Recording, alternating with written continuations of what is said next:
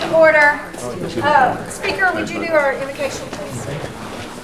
Father, thank you for your mercy. Thank you for your grace. And we just thank you for the rain, and just be with our tribal council members and leadership of this tribe as we face today and make decisions on behalf of our people.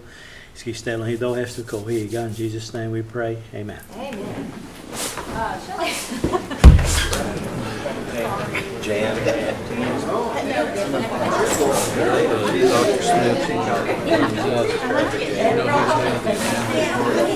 Here. Keith Austin. Here. Bill England. Honey. Harvey Buzzard. Here. Joe Bird. Honey. Sean Crittenden. Honey. Mike Dobbins. Here. Frankie Cargus. Wanda Hatfield. Rex Jordan. Dick Lesh. Mike Shambaugh. Here. Mary Bakershaw. Ani. Bill Smith. Here. Victoria Vasquez. David Wattenstick. Honey. Brian Warren. Honey. That's one. Alrighty, we need to approve the minutes of the ENF meeting from April 26th as well as the PAC meeting that was that same day. Need a motion? Motion? Can I have a second? I'll say. Okay, I got a motion and a second to approve both sets of minutes. All those in favor? Aye. Any opposition?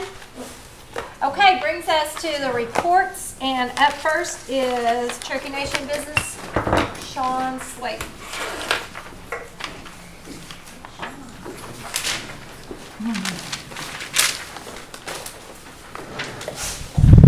Good afternoon, Council. Hi, Sean. Today's report begins with the financial results for March 18. And as I stated previously, it was a fantastic March for both of our divisions, Diversified and Gaming. We set records for each one of those divisions at an all-time high for revenue, EBITDA, and net income. So my hat's off to our employees for a fantastic month. We had 21 million net income. And as I stated, that's an all-time high for us. The projects that are, and I might add, April was very good as well, which I'll report on next month.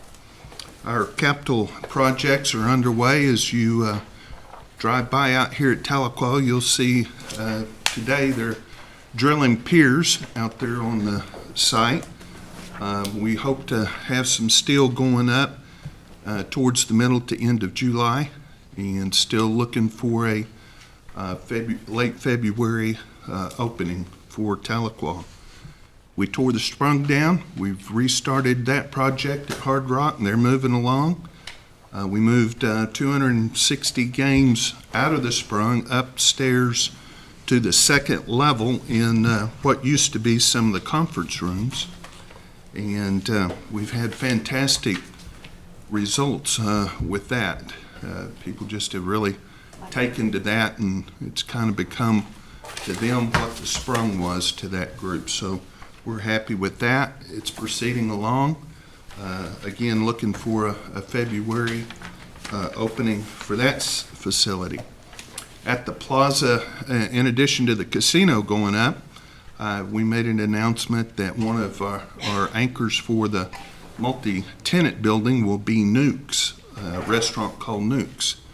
That's an up-and-coming chain. They're currently in Arkansas and a few other states. They have a place in Bentonville, and they also have one in Siloam Springs. Their menu is patterned after McAllister's. They're kind of a branch off of that. I think it'll be a really good addition to Tahlequah, and we're looking forward to them being a part of our family over there. I think in the next 2, maybe 3 months, there'll be more announcements as people are more willing to let their name be known that they're coming to town. Those things are kind of sensitive to them for various reasons, and so we try not to disclose that if they ask us not to until they're ready for it to be made public. And that concludes my report. It's busy times. And be happy to answer any questions. Sean, I've been contacted by phone a couple of times and by email a couple of times from somebody who is wanting us to book somebody into the Hard Rock. They have been booked before. Who do I have them contact? I don't want to be a booking agent. Are you talking about bands? Yes. I don't know the person's name, but if you will ask them to contact me, you have my contact information. I will schedule that, and in the meantime, I'll send you that information. I'll find out who that is. They'll be thrilled to talk to you, I'm sure. Yeah, no problem. I'll be happy to, I Sean. talk to a lot of people. Thank you. Counselor Bowser. Sean, Yes, sir. have we discussed anything about using solar heat or solar cooling for any of our entities that we're building? We have looked into that in the past, and it's been cost prohibitive up front. We are doing the geothermal at the courthouse. Okay. Part of that is to make sure that we can control the humidity and the temperature in there for the displays and things that are in there. The reason I was asking that is I'm sure at some point in time electricity programs that will triple. The coal plants are going to be phased out, so it's going to go up. Right. I was looking at even the housing authority. We have built a couple of houses, got thermal, the solar heat on that, and to me, I don't know if they kept the track, but he told me to save as much as 90%, and I don't know Wow. if that to be true or not. But anyway, I just had a question. I don't know either.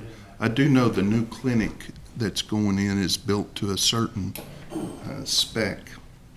But if I told you what that was, it wouldn't be accurate. But it does have some of those considerations in it. Thank you. Counselor Dodd. Thank you, Madam Chair. Sean, I understand our retail plans in Tulsa are kind of on ice right now, correct? Yes, sir. I noticed in the paper at least that the Jinx Group has decided to go forward. Will that impact our future plans, the fact that they're going forward with it, or is that totally to be independent from what they're doing? If they actually built an outlet mall there, then that would probably negate anything that we would do along those lines in the future. Tulsa's probably not big enough for more than one, that demographic. But we've heard that before. And the state of retail, brick and mortar across the United States is not good. And so we're very thankful that we didn't get started. And so we will wait and see. That's always an option. That real estate along I-44 there, if it's not that, at some point, if something comes along, will be valuable for that particular project. So we will keep our eyes open. We'll keep watching the retail market. If it turns around, then we'll look into some of that. We had a great plan. The economy just didn't cooperate. Okay. Any other questions for Sean? That was so good that we didn't jump in there, bro, and Well, we jumped. We were very glad that didn't come out of the ground the way it turned out. yeah. Sometimes we'd rather be lucky than good. Question. Go ahead. Hey, Sean, Yes, sir. the table games with, what's your plan, what's your game plan on the dice and what locations do you foresee those going into? I think we're going to initially roll them out at 3 locations just as quickly as the law will allow. I think, I wasn't here for rules, but I think that on that agenda, there was an There's some legislation. item on there that would help us get that started. And so we're well on the way, on the path. We just have to follow the process, and it goes up to the Department of Interior, and there's a lot of sign-offs on it before we can go. Okay, thank you. But we're trying to be first to market with it again here in Tulsa. All right, thanks, Chair. And if you did approve that, I want to thank you for doing that, because we know other tribes are lagging on that, and appreciate you. Thank you. All righty, appreciate you being here. Okay, next up is our treasurer's report, and Jamie Cole's gonna report to us today for that. Thank you, madam. So I believe you have our March report, and I'd be glad to answer any questions you have or try to get you answers. May I ask those? Okay. Oh, go ahead, Council President. I guess this is a question and also a request. I've been asked several times from people what it costs us to send our people to these at-large meetings, CCO conferences, where they give out individual tasks or put on demonstrations and what the cost of those were. I have asked to see what it was costing us. And I know before I even asked that it probably would have been impossible to get those numbers. Would it be possible that this next fiscal year coming up to put in the budget where we can track the cost of those and know what it's costing us to send those people out there? I'm talking about any at-large meeting. At large only? At-large, and then the CCO, that Rob Doherty can get a group to see what it's costing us to do that. I've had probably 5 people ask me what it's cost, and I've asked our accountant about it, and before I asked him, I knew it was possible, because I know it's a line item budget as far as travel. You can't do that. So is there a way that you can track that, or accounting can track that to at least give us the cost that we asked for? So the at-large meetings and CCO? CCO, yes. Okay. We can, And I'm talking about travel, I'm talking about per diem, I'm talking about the hotel room, and anything else that's associated, if we could track that. If that would, if we could do that, and I don't know how you'll do it, but I'm sure there's a way to do it. I think we could probably be found out now, because most departments have individual budget analysts. It would just take a lot of hand stuff to go through and look at it. I'd like to get a head start on it before the next budget season comes in, if we could do that. be glad to take a look at that, sir. Thank you, sir. You're welcome. Thank you. Go ahead, Council President. Will you include me on that email if you get some information back to? And we're talking about FY19 budgets. I think everybody would be interested in that, so why don't you just send it to Gail?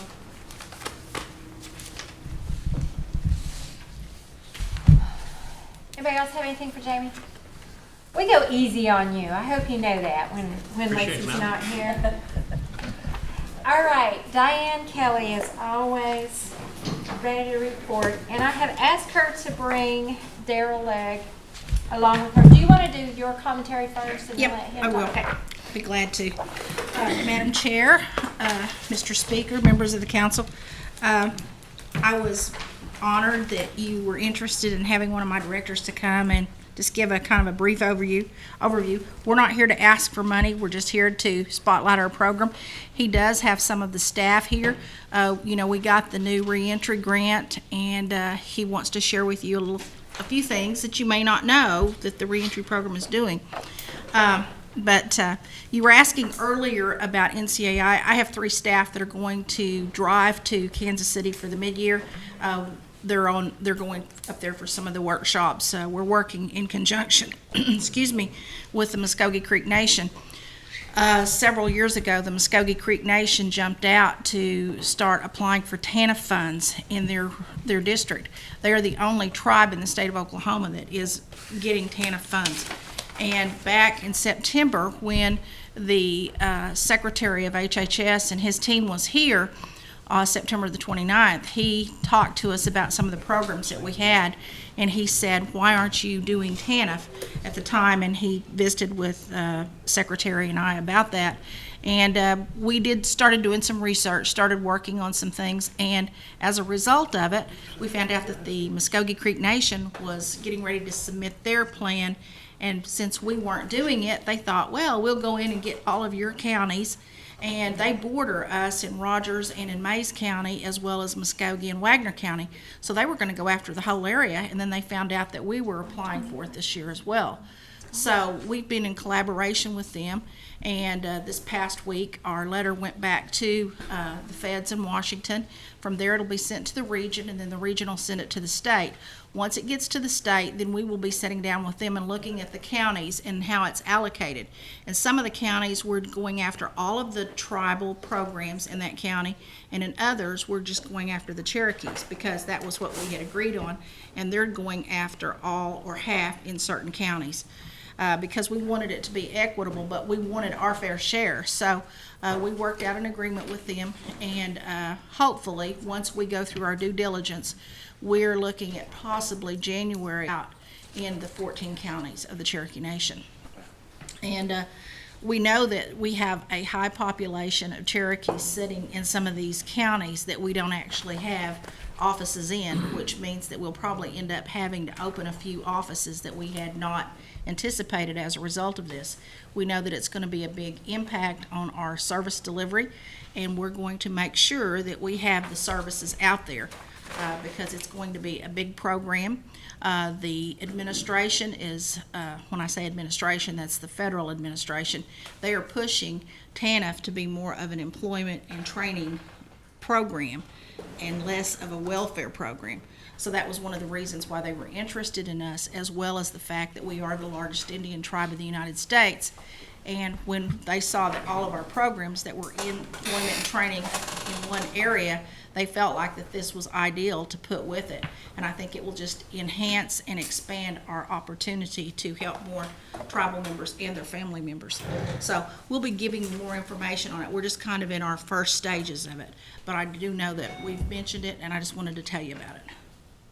Well, I do think I think it is advantageous for the tribes to administer as many of the federal, and for that matter, state programs as possible, because we're here and we see the need, and we can also connect them with other services that we might have available. So I think it's awesome. Councilor Buzzard, did you have something to add? That's what I was ready to add. What are some of the programs that's going to be covered by? Well, the TANF program is just like your old welfare social program, but it's slanted more towards training Okay. and jobs. And we already have a lot of the programs that we'll be able to filter those people into. We're working in economic development right now, and with the economic development, we're always recruiting people for jobs. So this is going to fall right in with what we're doing, and it'll give us more people to pull from. So we're looking forward to this. It's going to be a big program. It's going to be a major undertaking, and we met with Chief and Secretary and Treasurer and did an overview of how we anticipate this is going to work. And the Chief blessed it because he feels like it's something that we need to be doing. The Creek Nation's been doing it for about 4 to 5 years. There are tribes in Alaska that are covering the whole state. They have to fly to some of their locations. So we're hoping that it's going to open some doors that we haven't been able to open. Marcia in Human Services is going to enhance probably her food distribution program, because we're going to really push a lot of the clients that we're working with to look at the food distribution program, because they can get more food than they can some of the food stamp programs.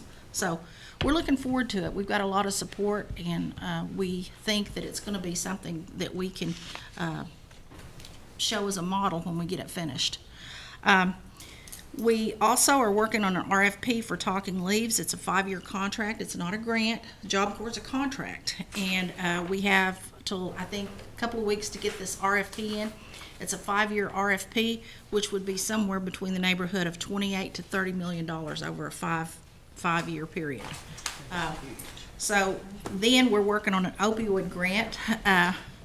We've got a lot of things going on. We've got summer youth.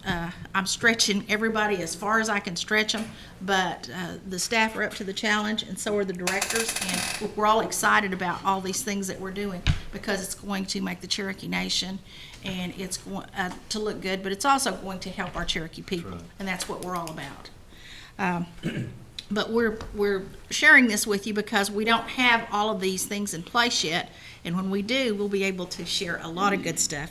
But today, we have an opportunity to work with the Tulsa Chamber and another economic development venture similar to the Macy's project. It's going to be a big project.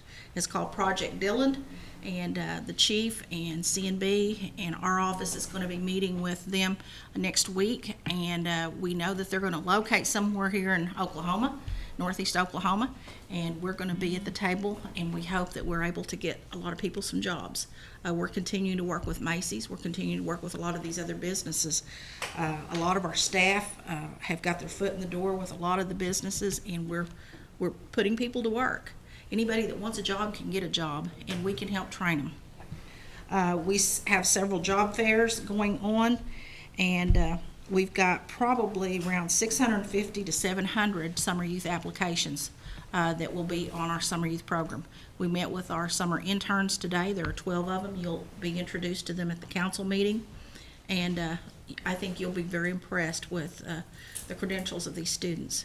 And if you go up and down the halls of the Cherokee Nation, I think that you're going to see a lot of people who've come through that summer intern program that have come back and worked for us here at the Cherokee Nation. And that's what we're trying to instill in these young people. So, without any further ado, I'm going to let Okay, wait just a minute. Let's go ahead and finish up. We've got some questions and some comments for you okay. before we Good. get into Daryl. Good. Wanda, did you have something?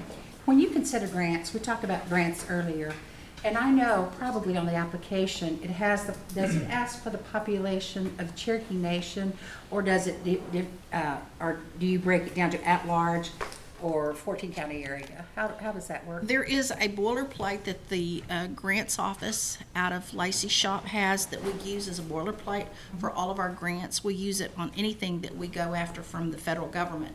And it actually shows the number of tribal members within the 14 counties. Most of the grants that we operate are within the 14 counties. There are some that are contiguous counties which border, which means we can go out of the perimeters of it. It depends on what the guidelines are for the grant. And with Job Corps, now we go into the whole state of Oklahoma. So that's why we have an office in Oklahoma City. There are some programs in the other departments that go outside of that, but you'd have to ask specifically for those individual programs. But most of ours are 14 counties. Speaker Bird? Yes, Diane, there's a lot of training that we do, like the summer youth and during the summertime JOM, and I'm glad Ron Etheridge is in the audience here. Some of the grants like TANF for some of those that you're talking about, are there ever any funds available for training, and how come we don't ever acquire land where we can take our summer youth and do training, like Heart of the Hills? You know, the cost that we spend for training during the summer and these camps, it is really outrageous what we pay for 2 weeks time that we spend at some of these resorts. I'm talking about $100,000 for 2 weeks. We could buy our own place, and that's something I'd like to maybe have you, Ron Etheridge, and start thinking about a place that we could have that we could call our own. And Chief was just talking about some land that we're looking at purchasing north of town here. You know, I think we as a tribe need to have our own Heart of the Hills. The amount that we've paid in the past 20 years using Heart of the Hills, we could own Shangri-La. Well, rest assured, if we had it, we would be using it. I'm sure we because would. that's one of Just the things something that to we try think to do. Now, we do, in the summer, we do go out to the Heritage Center. We started going out there last year, more or less to help the Heritage Center out. But it's also a place where the students that come through the summer youth program can learn a lot about our tribal culture. So we're working with Dr. Gord and his staff out there, and we'll be doing a day out there for all of our summer youth kids. On your summer youth, if you attended the bikers send-off the other day, those bikers that in what little time, I don't know who trained them in the language there, Ron Etheridge probably knows, you would be really, really impressed how much of the language they were able to learn in this short period of time. And they've only been in like 3 months. The summer youth need to do that as well. That would be good for them to come and introduce themselves in Cherokee like these bikers did. The bikers were, I mean, I could not believe how far along they were in their language. That's an excellent idea, and I'm sure George Roach is watching this. So, George, you better get ready for your interns. I'll even help Maybe them. they can introduce themselves in Cherokee. I'll even help them if they need help. Okay. Okay. All right. You thank heard that, Madam George. Chair. Okay, so last month when I was going through my documents, there were 2 reentry people that were featured. And I asked Diane if Daryl could come and just talk about his program a little bit, because I do think that that is one of the many areas, but a very important area in which we are truly changing lives and families for generations. And so I know you're all vaguely familiar with the program, but I wanted to say thank you for doing it for one thing, but I also wanted you to expand on it a little bit, how the program has changed through the years and that sort of thing. So, take it away. I provided a little 3-page document here to everybody. It's in front of you. By county, since this program started in 2013 with a $20,000 charitable donation, and it was intended for homeless incarcerated Cherokees that were being released. The $20,000 was going within 2 or 3 months, and so then we would have to stretch out the eligibility to 6 months after release, and then the council appropriated funds, and the administration give us a budget of $93,000 for services. I think it come to about $130. So since then, we have served 498 individuals, 392 males, 106 females. And then it has the county breakout of how many were actually in each one of y'all's districts, the ages. We've had 389 successfully complete, I say successful, complete the program. 109 are still in the program. And this says 111, but our number as of today is 118 have entered into unsubsidized employment. On the second page, I did a return on investment.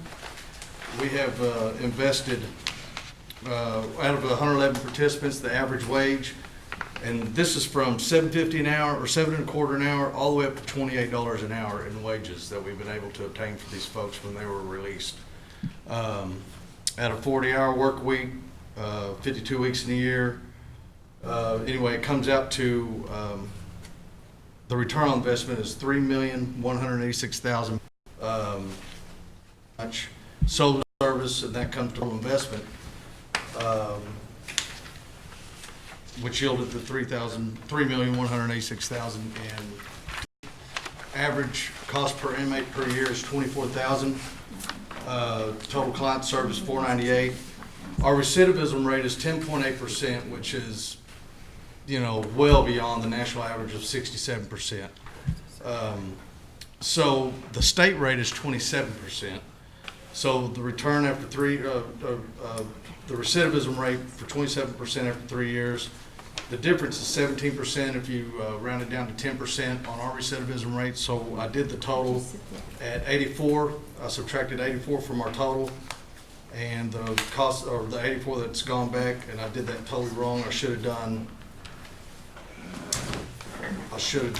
84 minus 498 multiplied times 24,000, and it would have been well over 2 million. I did it just opposite. I'm sorry, I did this really quick for y'all, give y'all a guideline of kind of where your money's going. But anyway, and then on the back I included another success story from our reentry program. And I try to provide that every month to y'all to let y'all know exactly what we're doing. And also, if you're unaware, we have Matt Stevens here from the Cowie Cafe. The Cowie Cafe is a partnership between Ananot's group and our group. We pay the stipends on these individuals getting released, and they go down there, and it's not to teach them how to run a restaurant. It's to teach them business skills. You want to talk about it a little bit, Matt, about life skills, and Cherokee Nation offers a lot of jobs, like they have to have the typing and stuff like that, so we try to give them all that before, and we have them apply for jobs all the time, constantly applying for jobs. And I know one of our success stories, Diane said a couple of months ago that the building trades was hiring someone. That person came through the cafe. I got them into there. In the hospital? You have someone with Hastings? one of your students? Got one of the business associates, Aaron. Nice to meet you. He's been there for a couple months. We can help answer any questions. We were ill prepared for this, but we'll try our best to get that. But that's been a great tool for us to have, you know. I brought two of my staff here. Matt Lamont has been kind of program hopping. So every time we get a grant, we're able to absorb him into another grant. And so this new reentry grant that we received through the CTAS, there's no client service dollars in it. It's just to enhance the program that we have currently. And what we're trying to do, we're trying to become evidence-based practices. It's kind of there's evidence-based nursing, there's evidence-based clinical, there's all kind of different evidence-based stuff. But career services, we're going to try to get evidence-based workforce centered certified. And we're doing this with Dr. Fitzgerald at NSU. He's going to come in, he's going to go over all of our data. We have to get peer reviewed. I talked to Megan Hill from University of Harvard, Harvard University, and she's the one that came down and did it for Creek Nation.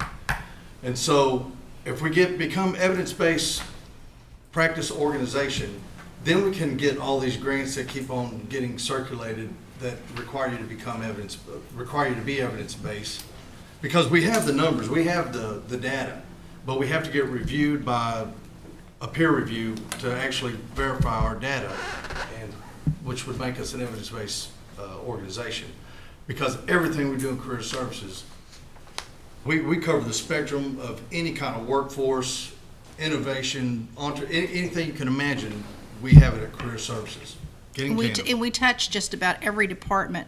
In fact, we're working with Joni in behavioral health right now because she is going to be very instrumental in us driving this opioid training grant that we're going after. That's going to be clients who come through that are designated as opioid recipients, and then we're going to work with them on the training component, and then her shop will be working with them on the counseling end of it.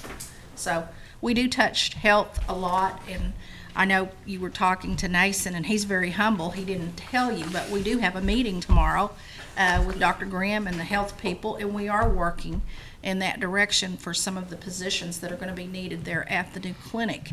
And we have staff working on that.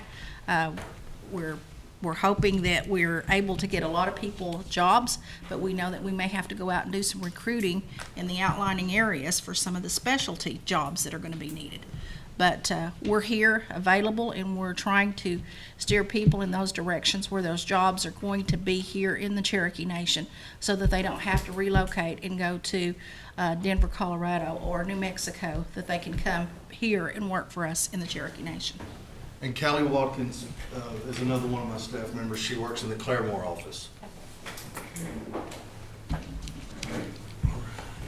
Any questions? This is truly one of our hidden talents that we do out there. I mean, not only does it save money for a lot of families and us, but you put people back with their families and give them jobs. This is truly, Daryl, an outstanding program that you have. Well, I appreciate y'all's support. Thank that's you. for sure. And Chairwoman Taylor, thank you for allowing him to come and present this. Daryl, what comparatively, when we're talking, like, I've set in some stuff with you at Intertribal and stuff. I mean, how do we compare to some of the other tribes and what their programs are doing? We have double the caseload and probably a fraction of the funding that they have. Okay. But we're doing more bang for our buck with this program than probably any program we operate in Cherokee Nation. But you're utilizing other program Yeah, services in the department Yeah, to I'm make talking, sure. right, exactly. He taps We into have Jeff's to- money, he taps into George's Right. and Brenda's. Okay. Thank you. Oh, go ahead, I have someone else. Yes, Counselor. Appreciate this recidivism rate. This is amazing. Yeah, I'm- third. Thank you for giving us these numbers. I knew you were doing a good job, but I had no idea. And I'm excited to hear if Diane Kelly's gonna start recruiting healthcare professionals. I'm excited. Well, You're I'm not, there is a recruiter, and that's Stephanie Wycliffe. She's recruiting I a don't- lot of the specialty, but I'm talking about the ones that are 1 year or 2 year, because that's our area. Just the fact that you're there somewhere is all I need to know. Thank you, thank you. You exist. Thank you. You're very kind. Does anybody else have anything? Just one more. Go ahead. I mean, okay, so I'm looking at, you know, and I know you stated you didn't come here looking for money, and we highlighting this stuff, but, I mean, do we ever see this as more of a standalone? I mean, I see it as a standalone, but yet, like you stated, you know, you're tapping into this well and this one and that one. Do we ever see it, you know, I mean, it's evolving right before our eyes right now. Actually, it does have some small standalone. Right. And the way that we have developed these grants, we've wrapped around the other services. Because a lot of the clients that come through the door, believe it or not, some of them fall into his arena. And as a result of it, we can tap into those other services. That was one of the things that when the Secretary for HHS came here, he saw how we were taking all those resources and helping to tap here, tap here. He said, that's what it's all about. He said, I don't understand why other tribes aren't doing that. And when we met with the Creek Nation, we found out their program that's called Taro, it's called something else. They are a standalone silo. Then their employment and training is a standalone silo. Their reentry program is a standalone silo. They don't have all of those programs in one department like we do. Right. So our directors, I work with the directors, and we all collaborate. And if he needs resources for a person, he taps into Jeff's money, he taps into somebody else's. And that's what it's all about, because you need to be able to utilize those federal dollars. Because if you don't spend them, they're not going to give them to you, and you're not going to be able to provide those services. So we try to use them the best that we can. And we're going after other grants, and this will help. Well, I know many of you know Daryl's story. Daryl's a friend of mine, but, you know, he's Champions of Change. He's been to the White House, the president, and I don't think we could have a better individual, Diane and Daryl both, you know, teaming up on this, because Daryl, he knows, he's been there. And I think that's a testament to the return on investment that you see here today. Thank you, Daryl.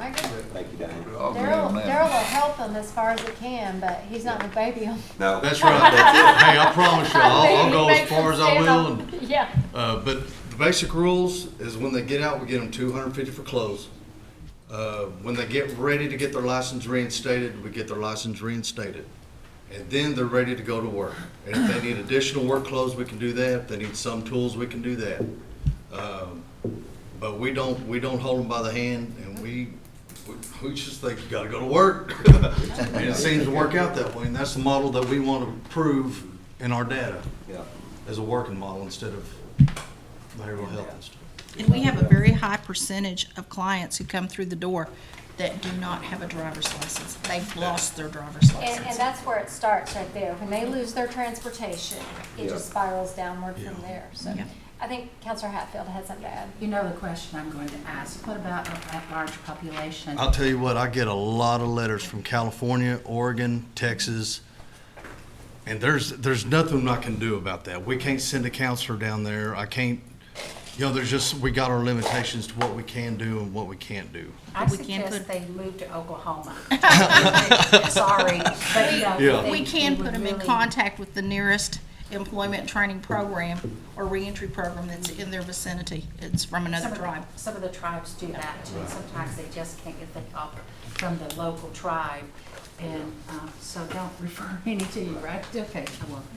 But we don't have transitional housing, but what we utilize is the Oxford homes in Tulsa. We pay their first month's rent, and then after that, they're on their own, because to live there, you have to be employed, you have to be able to make next month's rent, and that's just been a good partnership as well. I will pay their first month's rent through this program here if they get out and they have a job. Believe it or not, these folks get out and they go through the career tech system as journeyman electricians, plumbers, HVAC, and electricians, and they can get out, and it's been one of y'all's success stories from me, making $19 an hour. We hook them up with our Taro vendors, and it's just almost a seamless flow right into employment. And so then you can justify paying the rent because they can pay next month's rent. So, Well, I'll tell you another thing that you haven't hit on, but I happen to know that you go to these businesses and basically beg them to give this program a shot and try and work with them. And, You bet. you know, I mean, it all has to fit together. Yes, Councilwoman. ma'am. Last one, I promise. You know, Wanda got me thinking there. So he's talking about somebody that's out of state and you bring them back. If we had this may be a long-term goal, but we talk about housing for homeless veterans and stuff. I work with the Paralyzed Veterans of America, and they're working on a project. I've had one of your tarot vendors talk about acquiring land and us building a community center and then building up, tiny homes around that. That may be something that we could look at to where we could help some of those. It may be some kind of grant in the future. Just be thinking about that, because I know I can help you get some land in my county, especially in certain areas. I work directly with the city. I know what's vacated. I know what's there, and I've got some other investors out there that want to collaborate with the tribe, and we could get somebody else to come in and we can build these homes, have a community center there to where you could work in a reentry program like that, where they would have a place to stay, where they would have, certain steps and procedures and things that they'd have to go until they got up on their feet that were from the at-large or from somewhere that maybe they're homeless when they get out, so, not just, it's just an idea. Well, and that's another issue, that a lot of our housing programs are not going to be available to convicted felons. Right. And so there's It all is kinds of hurdles special, yeah. to get over. So, Councilor Walkinston? How welcoming is CMB to your cause? Employment-wise, We it's don't- just, we don't have to employment-wise, say it's just difficult because, Okay. you gotta understand, they're around money. They're everything is about profit at a casino, and I understand. Some of my issues is if I train them at the Cowie Cafe, or we get them trained at the Cowie Cafe to be a cook, I don't see what the problem is with being a cook. But I've heard that they changed, like people that work facilities, maintenance, and cooks. They're not requiring them to have a gaming license anymore. So because I know you can't be a felon and hold a gaming license. So I don't see what the holdup would be to be a cook or a facilities guy at one of those locations. Well, that's something that we could probably visit with Stephanie Chapoli with. We have meetings with her every quarter, and we have a meeting coming up next week, and we can ask her about that. But we know where some of these locations are that will actually accept felons. And Barney and Stephen and the guys that work in Tarot, they've been very successful in getting a lot of our contractors to hire them, especially if they're in the construction area, if they want to work outside. So I just think if we're so supportive of this program, why aren't we practicing it ourselves at CMB? That's my take on this. I like to visit with Sean Slayton or somebody next time. His door's always open. I think Daryl said it, Councilman. I mean, this is a business with a lot of money. You also don't want to put these people in an at-risk situation. We want them to succeed first. Then maybe that's another tier. correct. The facilities, you're not around money, or if you're a cook, you're not around money. If you're in a vault, you're around money, or if you're changing money out of a machine. I got my own opinion on that. I will say that they have hired before. It's a process though, and they're vetted real thoroughly through CMB and through the Gaming Commission before someone is hired. They don't have just a blanket policy of not hiring someone with a record. Do I think they're creating a barrier? Maybe a little bit harder than what they should, but they have hired felons, so it's not just a blanket policy where they don't hire anybody. I understand. Darryl, we'll have conversations. And I'll be honest with you, Sean has worked with us very well in the past. We've not had any problems. And as we venture into these economic development projects with C&B, in fact, Brian and I were talking about one that's going in down in Salisaw. A lot of these economic development projects, they have up there. So we're getting people jobs. Gotcha. Thanks, Diane. Thanks, Darryl. Thank you, Chair. Oh, yes, Councilor Craig. Yeah. What about CNI? They work with you, don't they? Yes, they do. Okay. But I'll add to the thank yous. I appreciate what you do. Me and Daryl's been dealing with the deal, and professional right here. I appreciate you. Stephen Bilby and Chris Moody are very easy to work with.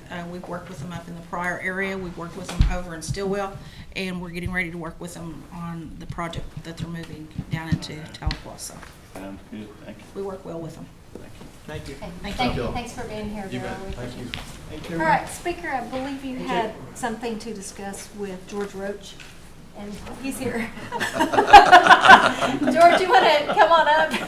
Did I? Chairman, I have a question for Jamie as well. when he gets done. Jamie Cole? Yes. Okay. Good afternoon, Speaker Byrd and the council. Didn't expect this, but I heard my name, and I guess another duty assigned, I guess, from Miss Kelly. And Introduce yourself by God, to that's the way Cherokee, she George. works, and we'll do what we can.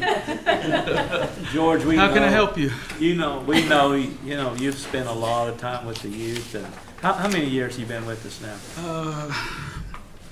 Speaker Byrd, 28, 29 years.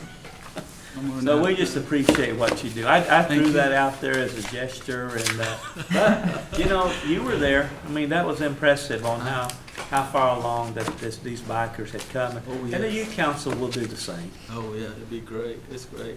As you can see, Daryl, he's passionate about his program, and believe me, if you guys know me, I'm passionate about what I do here at the tribe, and ultimately, it's all about helping people get jobs, and that's with career services. And I've been with this department a long time, and it's been wonderful. You get to see somebody work, especially in Daryl's program. Like Miss Kelly said, Brenda, Daryl, myself, and Jeff, we all work together, and ultimate goal is to help these people get jobs, and we do that. And so it's been wonderful, been really wonderful. So didn't expect this, but any questions? You're good, man. Am I good? We appreciate you being here. I just couldn't resist. Okay. Next time I won't come in here. I just couldn't resist the opportunity to put you on the spot. So thank you, Thank and you. have a good summer with your interns. Okay, Anna Knight is out today, but we have Bailey Wright here.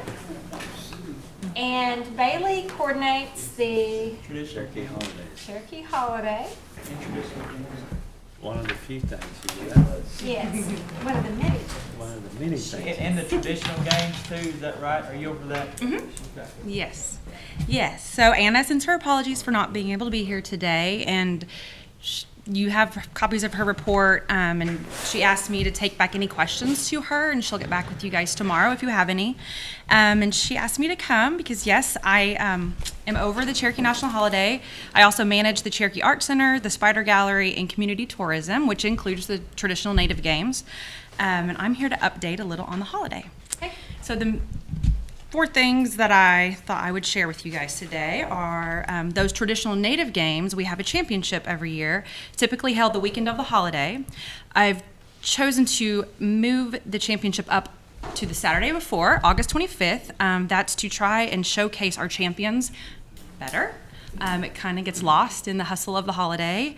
One thing that I hope to showcase them by is asking them all to participate in the parade on a float, so we'll see if that works. I'm also currently working with the Marshal Service, Emergency Management, and Facilities to improve the traffic flow for the powwow. I'm also increasing the number of shuttles that will be transporting to and from. Last year we had 2, and my goal is to have 6 this year. More than halfway there. And the State of the Nation this year will be at the new pavilion on Water Avenue.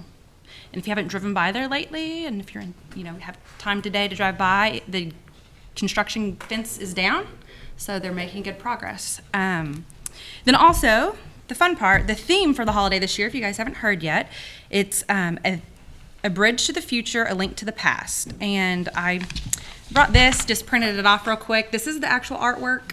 It's small, I know, you guys might not be able to see it, but I will have posters in hand June 11th. That I can bring by, and last year I brought them to Gail, that you guys can all have some to take with you or do what you'd like. And that's all I had for the holiday. So the State of the Nation is going to be in the new pavilion. Mm-hmm.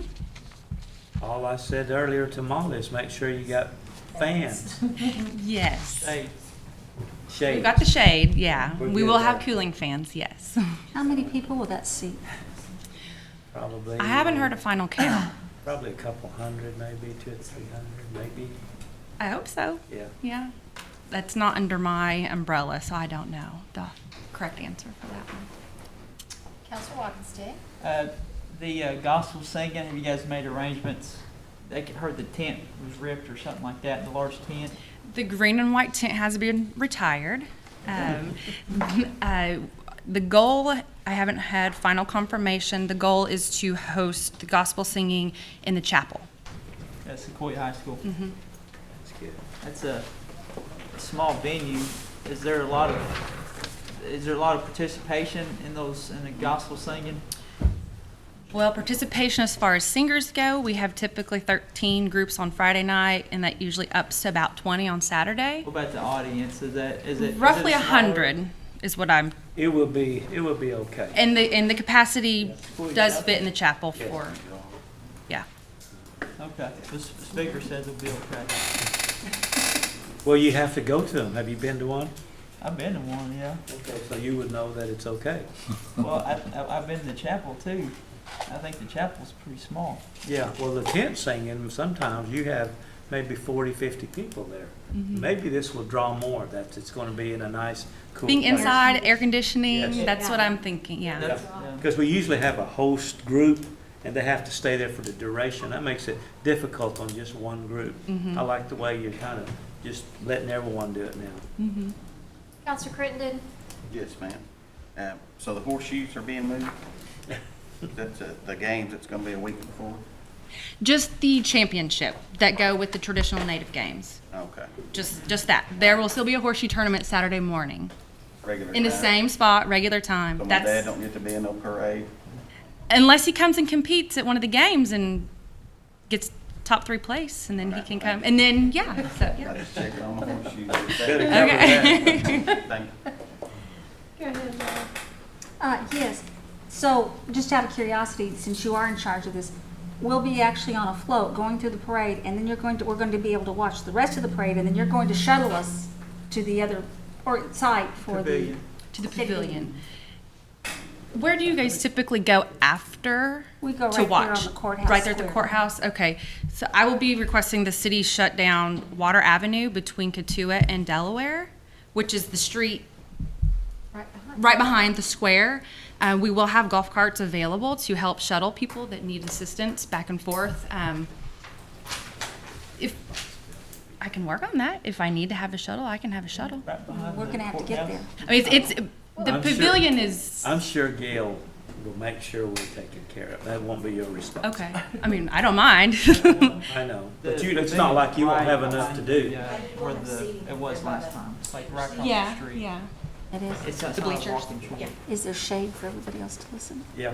They'll put up a tent, There's just like there they have to be do. some tents set Yeah, up. they'll- The pavilion They'll take care of them. probably hold like say 200 or Counselor Lay will 300. see to it. Yes. I think Gail will. She knows how to do this. I do have Would you a like to question. take the floor now? Yeah, well, Because it's if you getting want away me from to. me. Yeah, Go yeah.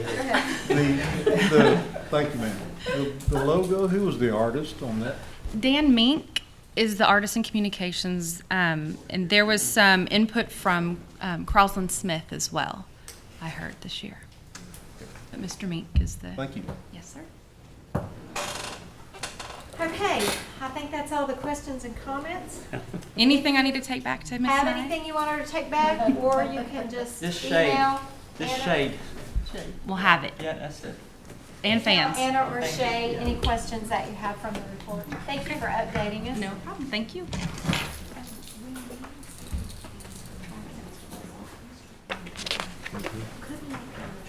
That's why they stay. Yeah, we can handle it. That's why they stay. Okay, let's move on to consent items. Is anybody here from Taro? Or is Chairman. Diane gonna handle that? Hey, Carrie, I have one question for Jamie. Oh, yes, Jamie Cole. Hey, Jamie, does the council, do we approve surplus, the tribal council? The surplus donation list? Yes. Yes, sir. I'm told I checked the staff today. I should be get that to you in the next 2 or 3 weeks, the new list. Have you heard anything on the old modulars from the old casino from Fort Gibson that was up there on Highway 51? I heard that they got rolled off the grounds this week, and I don't remember any type of legislation for surplus of the modulars. I believe these were the old, The old Fort Gibson Mall is The what old bad shaped buildings, right? That's correct. I think they were demolished, so. Well, the word I got was they was donated to an individual. So if you could check into that and get back with me or whatever.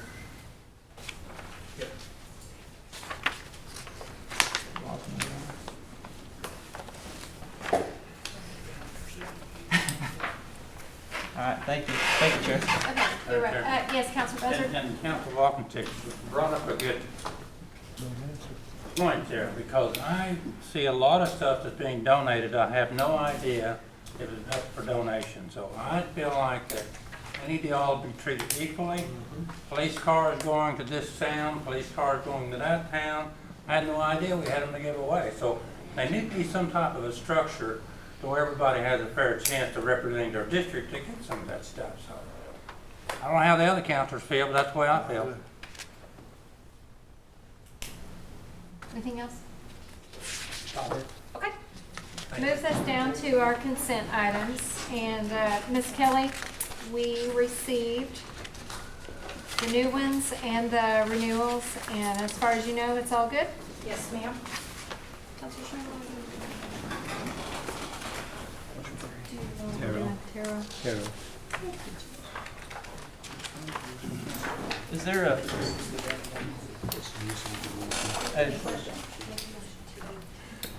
I make a motion to adopt the Terra Luce. Can I have a second? Second. I got Thank you. discussion. Okay. Is there one of these that were denied? Yeah. What was the reason it was denied, Diane? I think that they needed some more information, is what I understand. And when they're denied, they usually come in person, or there is an interview by the phone, because there was some information that they could not obtain, so that was the reason why it was denied. Okay, they just liked information on their Think so. application. I think so. Okay, there,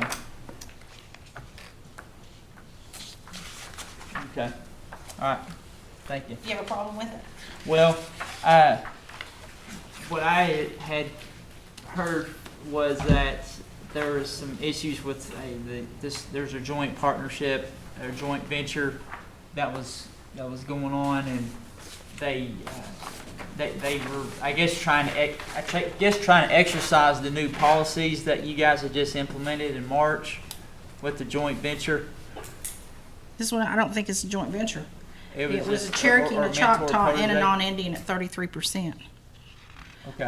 Whenever they came in, there was 3 that they interviewed, and one of the 3 was denied because it appeared to be a front company, although they can provide additional information and come back at any time, but they couldn't answer some of the questions when they went before the review committee.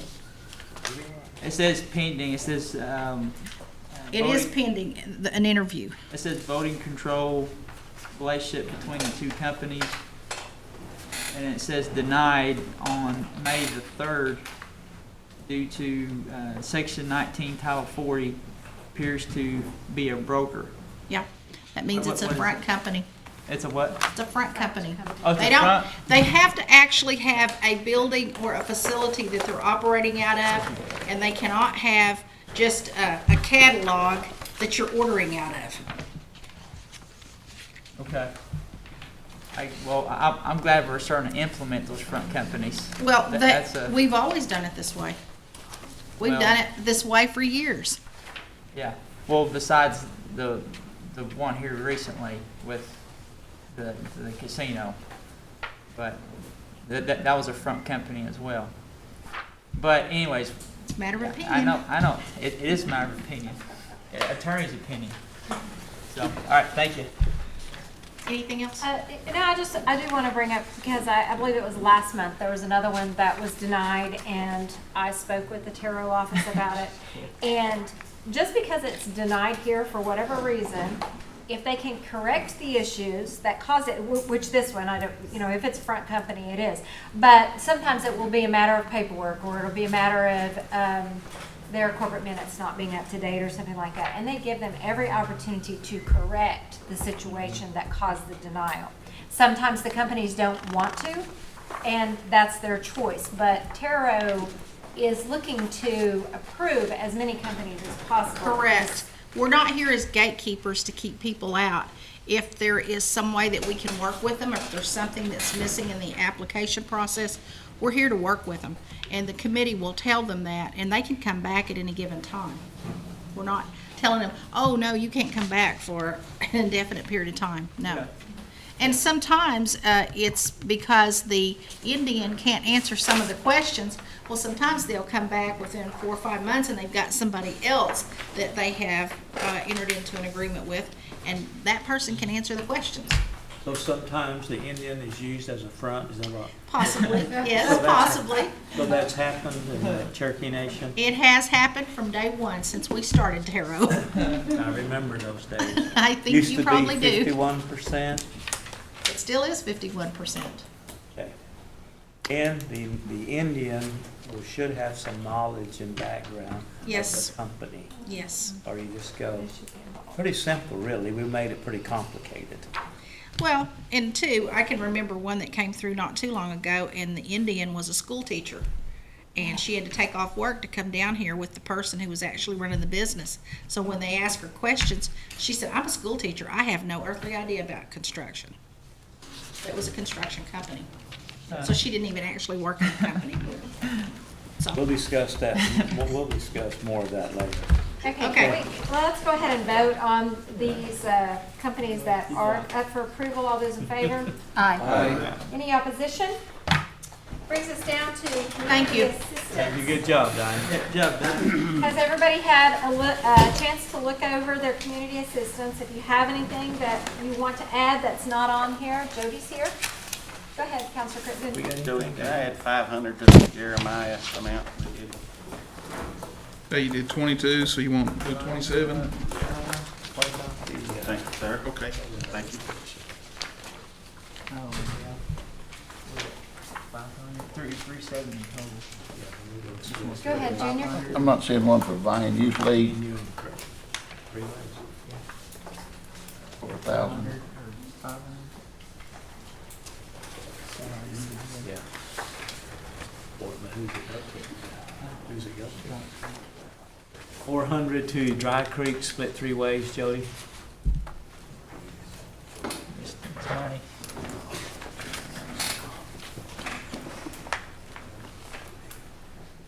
So instead of the 1,000, you want to do,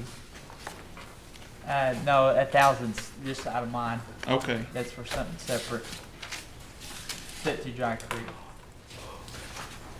1,000 out of mine for Dry Right. Creek separately, and then 400 3 ways. Right here. This is for air condition for Park Hill Church, and we own that. Tender Mercies. We own that church. Well, I thought the tribe should be taking care of it, but they were not. Yeah, they're the landlords of it. Anyway, we're part of the tribe, how's that? All right. So, speak now. Junior, that's $1,000 for Vine, Vine usually. okay.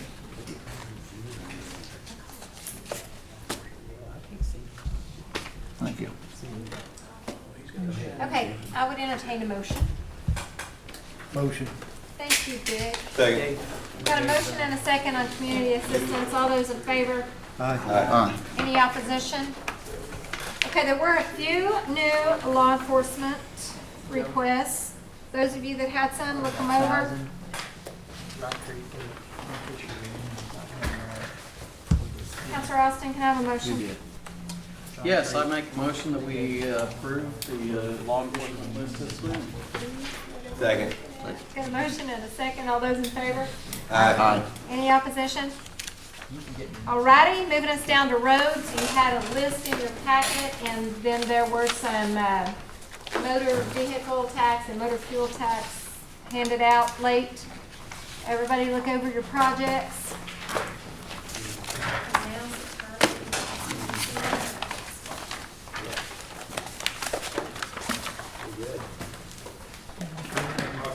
Second. Thank you. All those in favor? Aye. Any opposition? Okay, Jody, were there any new sports teams? Forgive me. No. Okay, brings us down to new business. Keith, would you take that? Well, there was some in the book, but not, Okay. yeah, just what was in the book.